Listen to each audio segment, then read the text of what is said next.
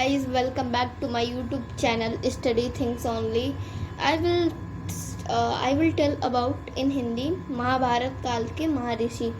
तो चलते हैं अब महाभारत काल के महर्षि। तो हम बात करते हैं, आप लोग तो सुने ही होंगे, महाभारत नाम तो सुना ही होगा। महाभारत की कथाएं अधिक लोकप्रिय हैं, ये सबको पता है। शायद आपने दूरदर्शन पर इसको देखा भी होगा।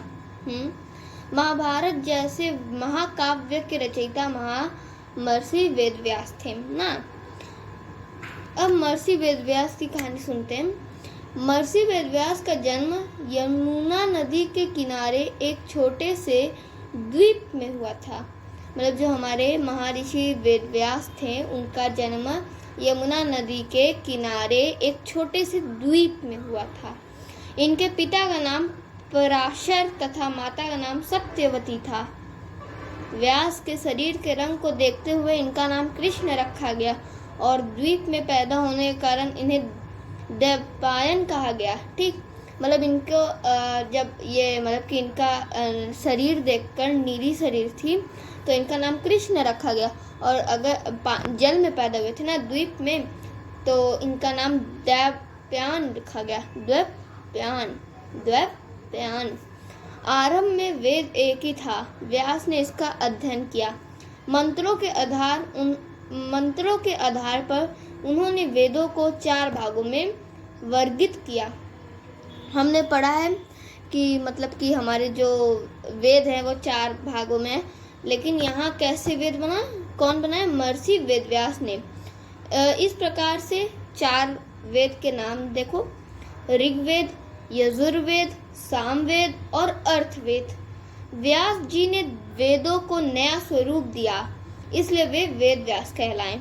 देखो, जब वो शरीर के रंग से उनका नाम कृष्ण हुआ, द्वीप में पैदा होने के कारण उनका नाम द्वैपायन हुआ, और जब वेद को बनाए तब वेदों का नया स्वरूप किया तो वेद व्यास कहलाए। कितनी इंटरेस्टिंग चीज है। महर्षि वेदव्यास विद्यावान और तपस्वी थे। इनका सबसे महत्वपूर्ण ग्रंथ महाभारत था। यह ऐसा क्वेश्चन पूछ सकता है, वेदव्यास जी का सबसे महत्वपूर्ण ग्रंथ कौन था? यह होता महाभारत। महाभारत में 18 पर्व हैं, ये सबको पता है। महाभारत को 5वां वेद भी कहा जाता है। महाभारत की रचना उन्होंने लोक कल्याण की भावना से की थी। कहा जाता है, आप लोग सुनिए, कहा जाता है महाभारत को लिखने के लिए गणेश जी से कहा गया।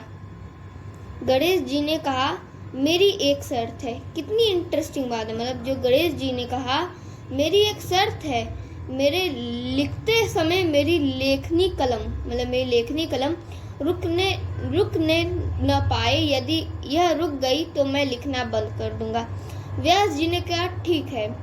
उन्होंने इस तरह के श्लोक बोले कि जितनी देर में गणेश जी श्लोक को समझ करके लिख पाते, उतनी देर में व्यास जी अगला श्लोक सोच लेते। मतलब कि गणेश जी जितनी देर में श्लोक को समझ कर लिखते हैं, उससे ही वो पहले हमारे वेद व्यास जी पहले ही से वो अलग श्लोक सोचते। महाभारत के माध्यम से महर्षि वेदव्यास ने मनुष्य को सदाचार्य, धर्मचार्य, त्याग, तपस्या, कर्तव्य तथा भगवान की भक्ति का संदेश दिया है। इस ग्रंथ द्वारा वेदव्यास जी ने यह बताया है कि मनुष्य कठिनाइयों का सामना किस प्रकार कर सकता है और उन पर विजय कैसे प्राप्त कर सकता है। महाभारत के वन पर्व में उन्होंने लिखा है, देखिए क्या लिखे हैं। मनुष्य के पास सुख के बाद दुख और दुख के बाद सुख क्रम से वैसे ही आते हैं, जैसे रथ के चक्के की तिल्ली घूमती रहती है। महाभारत के शांति पर्व में भीष्म द्वारा युधिष्ठिर को दिया गया उपदेश। युधिष्ठिर, महाभारत में जो युधिष्ठिर थे उनको क्या उपदेश दिया था? देखो, तुम पुरुषार्थ के लिए प्रयत्नशील रहो। पुरुषार्थ के बिना केवल भाग्य के बल पर राजा उद्देश्यहीन हो जाता है। राजा आवश्यकतानुसार कठोरता और कोमलता का सहारा ले। राजा को अपने स्वार्थ के कार्यों का परित्याग कर देना चाहिए। उसे वही कार्य करना चाहिए जो सभी के लिए हितकारी हो। उस समय सभी व्यक्ति वेदों का पाठ नहीं करते थे। मतलब जिस टाइम महाभारत मतलब कि हमारे वेद व्यास जी हुए, उस टाइम वो व्यक्ति वेदों का पाठ नहीं करते थे। उस समय के व्यक्ति वेदों का पाठ नहीं करते थे। धीरे धीरे ऐसे लोगों की संख्या बढ़ती गई। व्यास ने विचार किया कि बहुत संख्या में लोग भारत की संस्कृति से अनजान हैं। मतलब कि इतनी संख्या है, लेकिन तब पर भी कोई भारत में जानता ही नहीं कि कितनी संख्या और संस्कृति की अनजान है। वेद व्यास ने पुराणों का संकलन किया और सभी के लिए सहज और सरल रूप से में पुराणों की रचना की। महर्षि वेदव्यास की प्रमुख रचनाएं निम्नलिखित हैं। देखो, महर्षि ने महर्षि वेदव्यास थे, उन्होंने क्या क्या लिखा था? महाभारत, 18 पुराण तथा वेदांत दर्शन।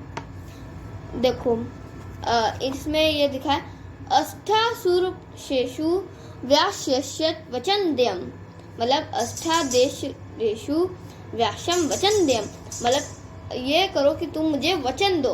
परोपकार पुण्य प्राप्त प्रणितम, मतलब तुम परोपकार करो, मतलब तरक्की करो, तुम आगे बढ़ो, चलते रहो। यही बता रहे हैं महर्षि वेदव्यास जी। 18 पुराण में व्यास जी के द्वारा 2 महत्वपूर्ण बातें बताई गई। देखो, ये 2 बातें ध्यान में रख लीजिए आप लोग। परोपकार में पुण्य एवं दूसरों को पीड़ित करने से पाप की प्राप्ति होती है। एक बार बोलते हैं, परोपकार से पुण्य एवं दूसरों को पीड़ित करने से पाप की प्राप्ति होती है। ठीक, यहाँ पे हमारे महर्षि वेदव्यास का खत्म हुआ। ठीक, फिर में महर्षि सुपंच सुदर्शन, ये बहुत महाभारत काल में ही महर्षि वेदव्यास के साथ महर्षि सुपंच सुदर्शन का भी नाम लिया जाता है। वे एक वैष्णव संत थे।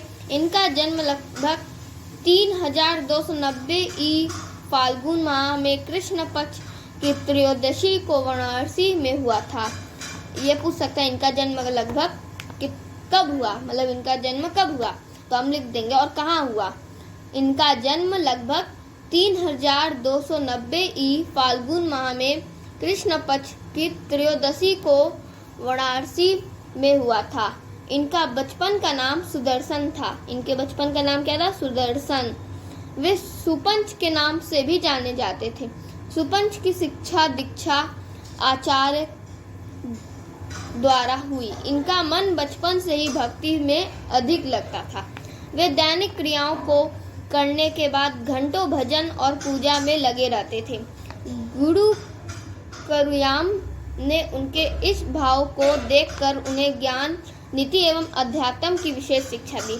जो हमारे महर्षि सुपंच थे, उन्होंने ये बताया कि इनका जन्म 3290 ई फाल्गुन माह के कृष्ण पक्ष की त्रयोदशी को वाराणसी में हुआ था और इनके बचपन का नाम सुदर्शन था। ठीक, और इनके जो गुरु करुयाम थे, उन्होंने क्या क्या शिक्षा दी, ये पूछ सकता है।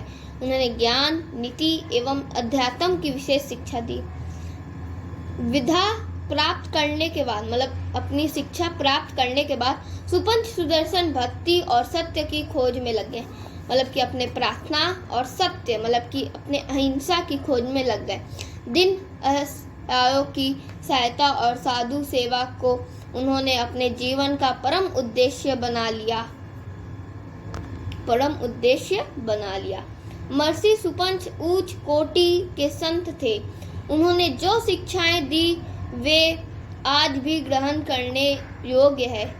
शिक्षा देखो इनकी सही से। ईश्वर से डरो, इंसान से नहीं। किससे डरो? भगवान से डरो, लेकिन हमसे न डरो, इंसान से। बुद्धि, बल, रूप, सौंदर्य, धन का घमंड मत करो, मतलब इन सब का घमंड कभी मत करो। सदैव दूसरों का उपकार करो, सदैव दूसरों का मदद करो। स्वाभिमान की हर कीमत पर रक्षा करो, मतलब अपनी जो स्वाभिमान है तुम्हारे अंदर, उसकी कीमत पर, हर कीमत पर रक्षा करो उसकी। संसार का सुख भोगने में ही मत लगे रहो, मतलब कि पूरी दुनिया का भुख भोगने में मत लगे रहो। फिर में पारलौकिक आनंद की प्राप्ति का भी प्रयास करो, मतलब पारलौकिक आनंद का भी प्रयास करो। समझे? फिर दूसरा मतलब यहीं तक थी। सिर्फ कितनी है? 6 शिक्षा इन्होंने दी है। एक बार बोलते हैं, ईश्वर से डरो, इंसान से नहीं। बुद्धि, बल, रूप, सौंदर्य, धन का कभी घमंड मत करो। सदैव दूसरों का उपकार करो। स्वाभिमान की हर कीमत पर रक्षा करो। संसार का सुख भोगने में ही मत लगे रहो। पारलौकिक आनंद की प्राप्ति का भी प्रयास करो। महर्षि सुपंच सुदर्शन के आराध्य देव भगवान श्री कृष्ण थे। इनका सारा जीवन परोपकार को समर्पित था। दिन दुखी व असहाय जन उनके पास शरण पाते थे। महर्षि सुपंच सुदर्शन का आश्रय इटावा जनपद के पंचनंदा टीले पर स्थित था। समझे? अब ये पूछ सकते हैं, महर्षि सुपंच सुदर्शन का आश्रम इटावा जनपद के पंचन टीले पर स्थित था। मतलब जब महर्षि सुपंच थे सुदर्शन, उनका आश्रम कहाँ था? तो लिखेंगे महर्षि सुपंच सुदर्शन का आश्रम इटावा जनपद के पंचनंदा टीले पर स्थित है। चलो, okay guys, please subscribe my channel. Welcome. Okay, so bye guys. अब हम चलते हैं अपने अब पार्ट 2 में। अब हम लाएंगे अभ्यास कार्य, जैसे कि निम्नलिखित प्रश्नों के उत्तर दीजिए। हम आपको टाइप करके दिखाएंगे, कॉपी में आप लोग लिख लीजिएगा, ठीक? So guys, thank you, have a fantastic day. Subscribe my channel, likes. Okay, bye, Tata.